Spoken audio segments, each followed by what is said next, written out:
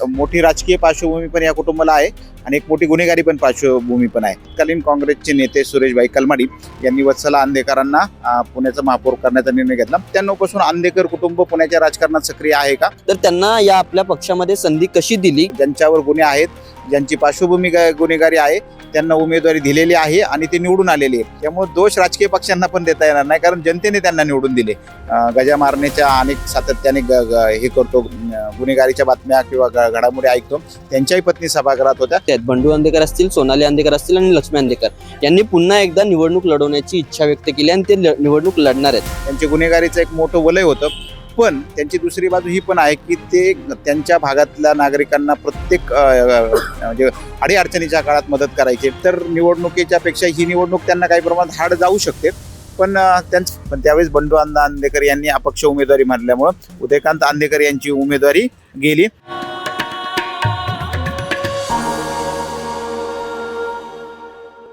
नमस्कार, बखर लाईव्ह मध्ये आपल्या सर्वांचं मनापासून स्वागत. मंडळी, पुण्याच्या गुन्हेगारी विश्वामध्ये सध्या अंधेकर विरुद्ध कोमकर टोळीचा संघर्ष अजूनही सुरू असल्याचं पाहायला मिळतंय.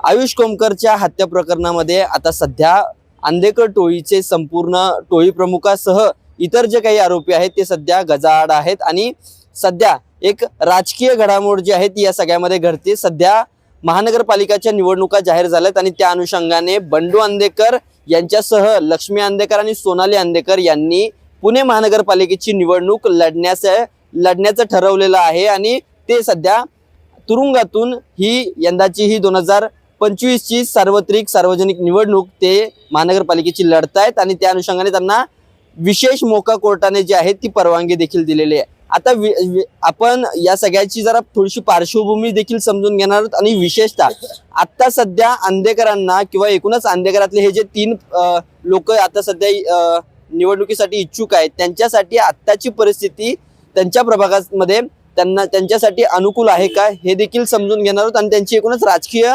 पार्श्वभूमी आपण समजून घेणार आहोत. आपल्यासोबत ज्येष्ठ पत्रकार पांडुरंग सांडभोर आहेत. सर, आपलं खूप खूप स्वागत आहे. सर, ज्या पद्धतीने मी उल्लेख केला की आता बंडू अंधेकर असतील किंवा लक्ष्मी अंधेकर आणि सोनाली अंधेकर हे निवडणूक लढवण्यासाठी इच्छुक आहेत, तर एकूणच या पूर्ण अंधेकर कुटुंबाची राजकीय पार्श्वभूमी काय आहे, त्यांच्या राजकारणाची सुरुवात कधीपासून झाली? विश्वजित, अंधेकर कुटुंब पुण्याला आणि आता महाराष्ट्राला या ज्या काही मध्यंतरीच्या काळात गुन्हेगारीच्या घटना घडल्या ते परिचित आहे. पण या कुटुंबाला 2 महत्त्वाच्या बाजू आहे. एक मोठी राजकीय पार्श्वभूमी पण या कुटुंबाला आहे आणि एक मोठी गुन्हेगारी पण पार्श्वभूमी पण आहे. 90च्या दशकात अंधेकर कुटुंब खरं तर राजकारणात सक्रिय आले. हे जे सगळे अंधेकर बंधू आहेत त्याच्यात रमाकांत अंधेकर आणि उदय अंधेकर 1992ला यांनी महापालिकेची पहिली निवडणूक लढवली, पण त्यावेळेस अपक्ष म्हणून त्यांनी ती निवडणूक लढवली होती. या निवडणुकीत त्यांना काही यश मिळालं नाही. 2097च्या परत महापालिका निवडणुकीत अंधेकर कुटुंबीय उतरलं. त्यावेळेस यांच्या भगिनी होत्या वत्सला अंधेकर, उदयकांत अंधेकर, गणेश अंधेकर आणि रमाकांत अंधेकर. त्याच्यामध्ये उदयकांत अंधेकर हे अपक्ष लढले होते आणि बाकीचे 3 यांना काँग्रेसची उमेदवारी मिळाली होती. आणि त्यावेळेची विशेष बाब म्हणजे हे 4ही उमेदवार निवडून आले होते. पुणे शहरात अंधेकर कुटुंबातील 4ही सदस्य निवडून येण्याचा एक इतिहास घडला होता आणि त्याचा मोठा फायदा मला वाटतं त्यावेळेस घडला. 1998मध्ये वत्सला अंधेकर यांना पुण्याचं महापौर पद मिळालं. तत्कालीन काँग्रेसचे नेते सुरेशभाई कलमाडी यांनी वत्सला अंधेकरांना पुण्याचं महापौर करण्याचा निर्णय घेतला. त्यावेळेची राजकीय परिस्थिती पण कारणीभूत होती. एकाच कुटुंबातील 4 नगरसेवक असल्यामुळे तो एक दबाव होता. जे उदयकांत अंधेकर जे अपक्ष निवडून आले होते त्यांचाही पाठिंबा काँग्रेसला मिळाला आणि ती राजकीय समीकरणांची जुळवाजुळव करताना वत्सला अंधेकरांना पुण्याचं महापौरपद मिळालं. आता वत्सला ह्या अंधेकर जे बंधू होते त्यांच्या भगिनी आहेत आणि त्यांचं एक वैशिष्ट्य होते की त्यावेळेस त्या उच्च शिक्षित होत्या, म्हणजे पदवीधारक ग्रॅज्युएट जे म्हणतो ते त्या होत्या आणि त्यांना पुणे महापालिकेची संधी मिळाली. त्यामुळे 2098 हा पुण्याचं महापौरपद अंधेकर कुटुंबाकडे होतं. पुन्हा 2002ची जी महापालिका निवडणुकीत झाली तर त्यावेळेस आपण बघितलं तर उदयकांत अंधेकर जे आधी अपक्ष निवडून आले होते त्यांनी शिवसेनेची उमेदवारी त्यांना मिळाली. तर वत्सला अंधेकर असतील, रमाकांत अंधेकर, वत्सला अंधेकर आणि काँग्रेसच्या निवडणुकीत होते आणि रमाकांत आणि गणेश यांना पुन्हा अपक्ष लढावं लागलं. त्याच्यात उदयकांत आंदेकर हे शिवसेनेकडून निवडून आले आणि वत्सल आंदेकर ह्या काँग्रेसकडून निवडून आले. म्हणजे जो आंदेकर कुटुंबाचा जो 97ला जो काय उदय झाला होता राजकारणात, 92ला अपयश आलं, 97ला त्यांना विजय मिळाला आणि 2000 कुटुंब याला परत काही प्रमाणात फटका बसला, पण आंदेकर कुटुंब सक्रिय झालं. 2007ला आपण पुढं 5 वर्षे पंचवार्षिक बघितलं तर 2007ला बंडू आंदेकर यांनी त्यांच्या ज्या हे होत्या मिसेस होत्या, पत्नी होत्या, त्यांना निवडणुकीत उतरवलं, राजेश्री आंदेकर, आणि त्या निवडून आल्या. पण त्यावेळेस त्या अपक्ष निवडून आल्या होत्या. हे पण महत्त्वाचं आहे. म्हणजे कधी काँग्रेस, कधी शिवसेना आणि कधी अपक्ष असा त्यांचा प्रवास राहिलेला आहे. आणि त्यावेळेस एकमेव हे होत्या की नगरसेवक आंदेकर कुटुंबियातून आले होते. पुढं परत 2012ची निवडणूक झाली तर त्यावेळेस राजेश्री आंदेकर पुन्हा निवडणूक लढल्या आणि त्यांच्या समवेश उदयकांत आंदेकर सुद्धा निवडणूक लढले, जे राष्ट्रवादी काँग्रेसचे, म्हणजे त्यावेळेस खरं ते अपक्ष होते. त्यांनी पुढे जाऊन राष्ट्रवादीला सपोर्ट दिला. पुणे महापालिकेत 2012ला राष्ट्रवादी काँग्रेसची सत्ता होते, राष्ट्रवादीचा महापौर आला. त्यामुळं राजेश्री आणि उदयकांत यांनी निवडून आल्यानंतर यांना साथ दिली. मात्र त्यावेळेस बंडू अण्णा आंदेकर होते, ते जे अपक्ष होते ते पडले आणि हे दोनच सदस्य 2012ला या कुटुंबात होते. पुढे 2016ला राजेश्री आंदेकर यांचं निधन झालं. म्हणजे 2017च्या महापालिका निवडणुकीपूर्वी राजेश्री आंदेकर यांचं निधन झालं. त्यामुळं त्यांचा मुलगा वनराज हा 2017च्या निवडणुकीत उमेदवार झाला आणि तो निवडून आला. आणि लक्ष्मी आंदेकर आहेत आंदेकर कुटुंबातील, हे 2017ला ह्या निवडणुकीत होते आणि ते 2 सदस्य आंदेकर कुटुंबीत अगदी म्हणजे आत्ताची गेली पंचवार्षिक असं म्हणतो, कारण 2017 नंतर निवडणूक नाही झाली. तर हे आंदेकर कुटुंब चे 2 सदस्य महापालिका सभागृहात होते. थोडा इतिहास बघितला तर 97 पासून आंदेकर कुटुंब पुण्याच्या राजकारणात सक्रिय आहे का, तर 100%. म्हणजे गुन्हेगारीचं त्यांचं एकीकडे हे चालू असतानाच राजकीय त्यांचा प्रवासही तेवढाच जोमाने चालू होता. नक्कीच. आता सर, या अनुषंगाने दुसरा प्रश्न असा असतो की तुम्ही म्हणालात की या आंदेकर कुटुंबाला 2 बाजू होत्या, एक गुन्हेगारीचा आणि दुसरा राजकीय. मात्र एकीकडे राजकीय प्रवास सुरू असताना राजकीय दृष्ट्या इथल्या जे काही स्थानिक राजकीय पक्ष आहेत त्यांनी अशा पद्धतीच्या सध्या, म्हणजे आता आपण थेट म्हणूया की ते गुन्हेगारच आहेत, तर त्यांना या आपल्या पक्षामध्ये संधी कशी दिली किंवा त्यांची त्या भागामध्ये लोकप्रियता कशा पद्धतीने वाढत गेली? विश्वास, आपण गेल्या काही निवडणुकांचा, महापालिका असो, विधानसभा असो किंवा अगदी लोकसभा असो, त्यांचा इतिहास जर बारकाईने बघितला तर उमेदवारी देताना निवडून येण्याचा निकष हा सर्व पक्षांनी धोरण आवलंय. म्हणजे भाजप असो, काँग्रेस असो, राष्ट्रवादी असो, शिवसेना असो, या सर्व पक्षांमध्ये अनेक आपण जर बारकाईने इतिहासात जाऊन बघितलं तर गुन्हेगारी, ज्यांच्यावर गुन्हे आहेत, ज्यांची पार्श्वभूमी गुन्हेगारी आहे, त्यांना उमेदवारी दिलेली आहे आणि ते निवडून आलेले आहे. त्याचं कारण असं आहे की ह्या लोकांना दुसरी एक बाजू असते की ते त्यांच्या भागात, त्यांच्या समाजात लोकप्रिय असतात, लोक त्यांना निवडून देतात, भलेही त्यांचे गुन्हेगारी असून.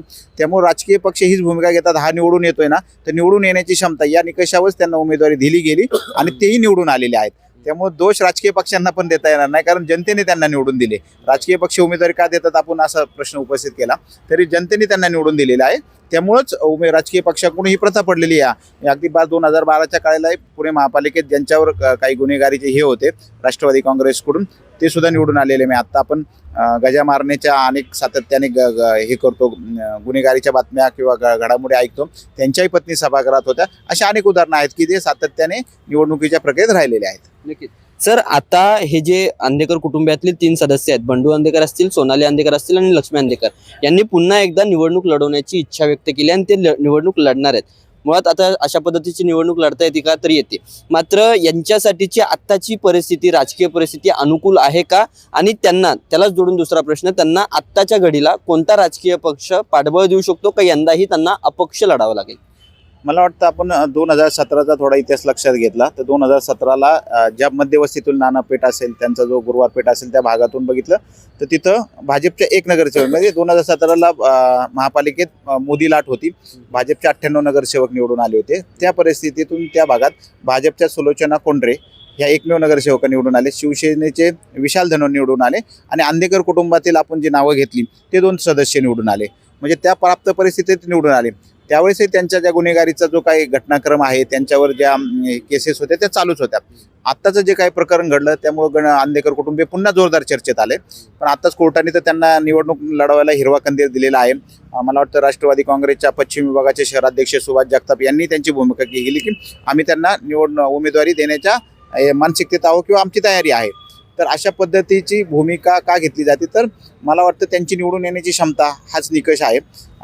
अंधेकर कुटुंबियांविषयी नेहमी एक बाजू सांगितलं, त्यांची दहशत असेल, त्यांचे गुन्हेगारीचं एक मोठं वलय होतं, पण त्यांची दुसरी बाजू ही पण आहे की ते त्यांच्या भागातल्या नागरिकांना प्रत्येक म्हणजे अडीअडचणीच्या काळात मदत करायचे. केवळ त्यांच्याच भागात नाही तर पुणे शहरातून अनेक भागातून लोक त्यांच्या मदतीस येते. अगदी मुलीच्या लग्नासाठी असो किंवा आरोग्याच्या याच्यासाठी असो किंवा इतर कारणासाठी असो, अंधेकर कुटुंबियांनी नेहमी सरळ हाताने मदत केली होती. त्यांचा फायदा त्यांना राजकीय त्यांच्या करिअरमध्ये झाला किंवा निवडणुकीत झाला. त्यामुळे आजही अनेक राजकीय पक्षांची भूमिका असते, तू निवडून येतोय तर त्याला संधी दिली जाते. आणि आत्ताची परिस्थिती बघितली तर मला वाटतं काही प्रमाणात त्यांना निवडणुकीत त्रास होईल. आत्ताची प्रभाग रचनाही पूर्वीप्रमाणेची प्रभाग रचनेत फार बदल झालेला नाही आहे, पण संपूर्ण त्यांचं जे काय बॅकबोन होतं ते आता विस्कळीत झालेलं आहे. अनेक त्यांच्या कुटुंबातील सदस्य तुरुंगात आहेत आणि निवडणूक लढण्यासाठीची त्यांची यंत्रणा विस्कळीत आहे. त्याचा काही प्रमाणात त्यांना त्रास होऊ शकतो. पण मला असं वाटतं की त्यांचा जो वोटर आहे तो अजून जागेवर आहे. काही इतर निवडणुकीच्या पेक्षा ही निवडणूक त्यांना काही प्रमाणात हार्ड जाऊ शकते, पण त्यांचं अस्तित्व ते टिकवू शकतात अशी तरी परिस्थिती आहे. आपण अंधेकर कुटुंबियाचा खरं तर महापालिकेचा संपूर्ण इतिहास बघितला. म्हणजे 2012ला त्यांच्या कुटुंबातील 2 सदस्य आले, पण 2012 नंतर 14ला जी विधानसभेची निवडणूक झाली तर त्यावेळेस आघाडी आणि युती हे दोन्ही तुटल्या. त्यामुळे काँग्रेसने स्वतंत्र निवडणूक लढवली व राष्ट्रवादीने स्वतंत्र लढवली. तर राष्ट्रवादी काँग्रेसला कसबापेठ विधानसभा मतदारसंघात त्यावेळेस उमेदवारीसाठी उदयकांत अंधेकर यांचा उमेदवारी मिळणार होते, कारण त्या मतदारसंघातील ते नगरसेवक होते. पण त्यावेळेस बंडू अण्णा अंधेकर यांनी अपक्ष उमेदवारी मारल्यामुळं उदयकांत अंधेकर यांची उमेदवारी गेली आणि राष्ट्रवादी काँग्रेसने दीपक मानकर यांना उमेदवारी दिली. त्यावेळेस सुद्धा बंडू अण्णा अंधेकर यांनी अपक्ष असतानाही चांगली 12,000 इतकी लक्षणीय मतं घेतली. त्या निवडणुकीत पराभव झाला, पण त्यांनी त्या निवडणुकीच्या निमित्ताने विधानसभेच्या निवडणुकीचा म्हणजे विधानसभेत जाण्याचा सुद्धा एक प्रयत्न केला होता. त्यात त्यांना एक अपयश आलं, नशीब आजमावलं होतं आणि त्यांना अपयश आलं.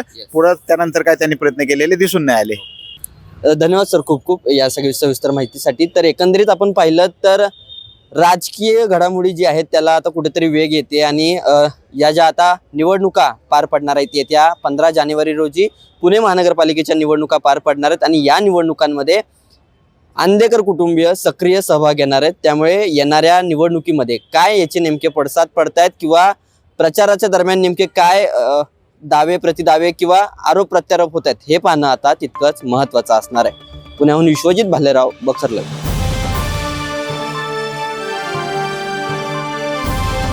समाजकारण, प्रशासन आणि राजकारणातल्या अचूक विश्लेषणासाठी बखर लाईव्हच्या सोशल मीडिया प्लॅटफॉर्म्सना लाईक, फॉलो आणि सबस्क्राईब करा.